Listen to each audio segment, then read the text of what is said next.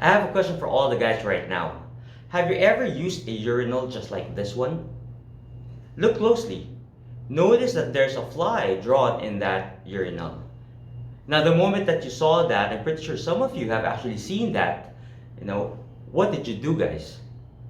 Now, if you did what I did, then you've been nudged. That is what we'll be talking about in today's session here at the Corporate Mechanic.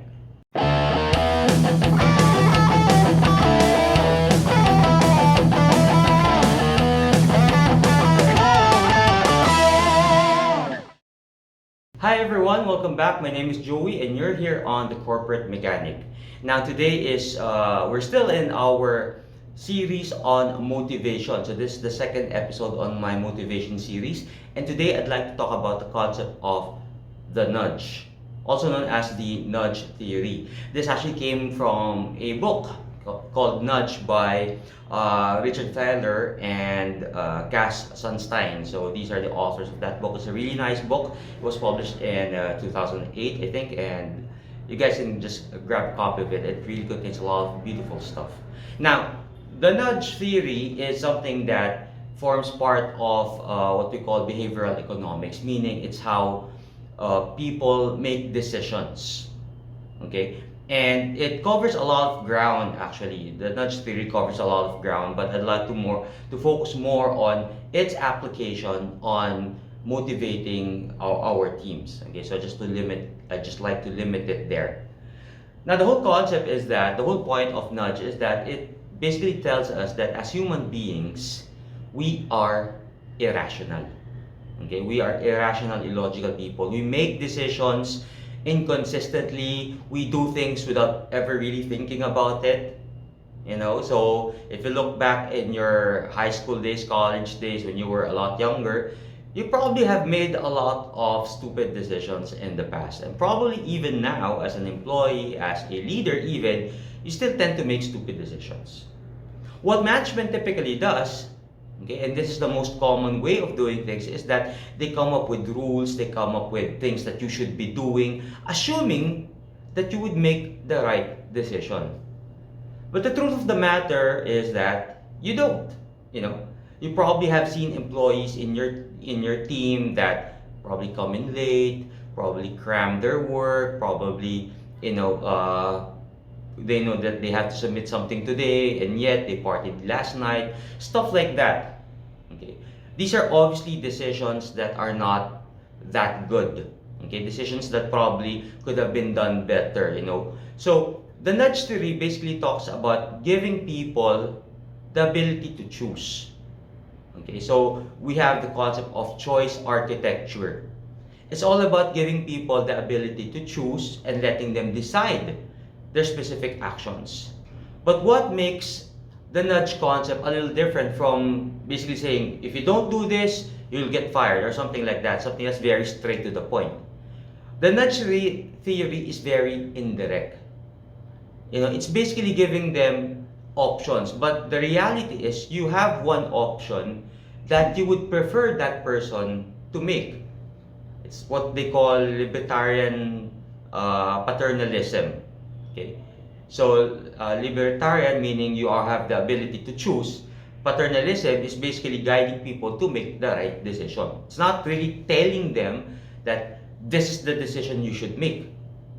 Okay, so we all know that, the thing is, if we look at ourselves as human beings, we all know what is right and what is wrong, but yet we make wrong decisions. And it's because we don't want being told what to do. We are actually convinced, or we make decisions at an emotional level. We don't make decisions rationally.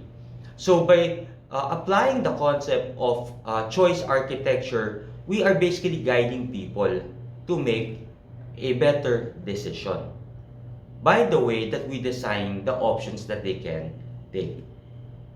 Okay? So, things to remember in applying nudge. We have this acronym, and the acronym is nudges. Okay, so very easy to remember given the theory that we're talking about. Okay, so nudges. N stands for incentives, meaning if you want people to make the right decision, you provide them with incentives on doing the right decision. Okay. Next, you have U, which is understanding mappings, or it's basically how you present information to the person, to your team. The way that you present them with the information should be in a way that it will it will make them decide on the decision that is best for them. Okay. Next, D, which stands for defaults. Remember when we fill out forms, there's a default option. Remember that more often than not, if that decision is something that's so trivial, something that we really don't want to put our minds into, we just stick with the default. And that's what, that's a form of choice architecture. You are architecting the way, you are designing the way that they make decisions in such a way that they will choose what you would want them to do. Okay, so that's default. Next is G, which is give feedback.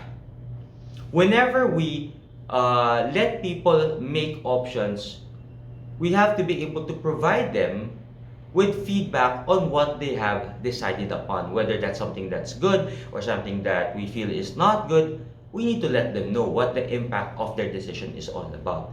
Because otherwise, they wouldn't realize that they actually made a decision without having that necessary feedback. Next, we have expect error.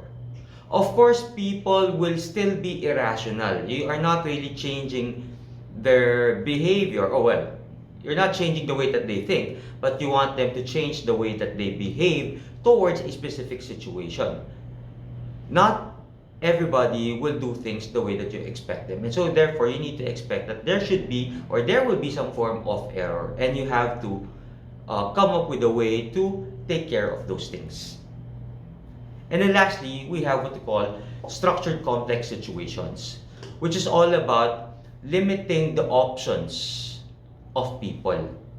Okay, limiting their options so that they're not there are not too many options available for them, and so therefore it will be a lot easier for them to make the right decision. Don't give them a menu of so many options, of which you don't want them to make a lot of mistakes or a lot of options that you don't want.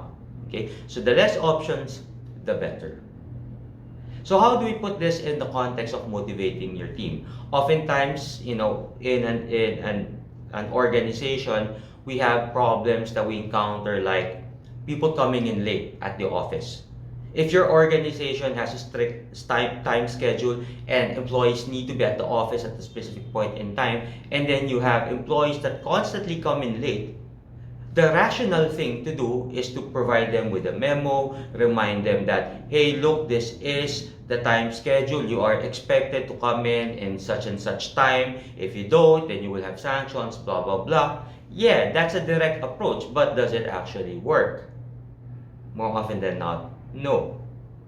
So how do you get them to come to the office on time without telling them to do that? That is an example of applying nudge. One probable way would be to provide, let's just say, food at the office in the morning. It's possible for you to cater, some breakfast, bring in some donuts, some coffee in the morning, something that would make them feel that, hey, I'd like to come into the office early, there's free donuts. So you are incentivizing them to make that decision to come in early. So without telling them how important it is for you to come in early, then that's one way of doing it. Okay. So the thing there is that when you provide that incentive, it helps them decide. So their option is to either come in late or to come in early. So that's nudging them to do so. Okay. Another probable issue that you will be encountering at the office is that you have employees that typically cram their work, that don't do proper time management. So a way to nudge them to submit early is by giving them feedback every now and then on what is happening, and and coming up with positive reinforcement on the work that they are doing. So you don't give them too many options to submit on this date or that date. Tell them that you'll only be available on a specific day of the week to check on their work. And so therefore that basically incentivizes them, or that basically gives them fewer options for them to submit their work. If they don't submit on a specific date, on a specific time, then it's considered delayed, and it's considered something that will only be processed or will only be read after 2 weeks or so. So those are ways by which you are limiting their options, and so therefore they are nudged. So you are not telling them to do something this way or that way. You are reducing their options so that they will be able to do things accordingly. For example, another example, typically offices, during the time that we can still meet together, we normally have office parties like Christmas parties or company outings and stuff like that. And oftentimes, people, there are employees, there are just those employees that don't want to participate. They'd rather do something else. They'd rather go out or whatnot, So one way of incentivizing them, or one way of getting them to attend, is by saying that everybody is expected to attend by default. So if they don't plan on attending, then they better provide, some type of justification for them to be excused from that activity. So you're not really giving them an option, and the option that you're giving them by default is that they're joining. So you don't ask them, do you want to come to the party? Do you want to come to the event? So you change that. You change the default. The default is you are coming. And then the alternative is that if you are not coming, then you better provide a written explanation on why you won't be coming.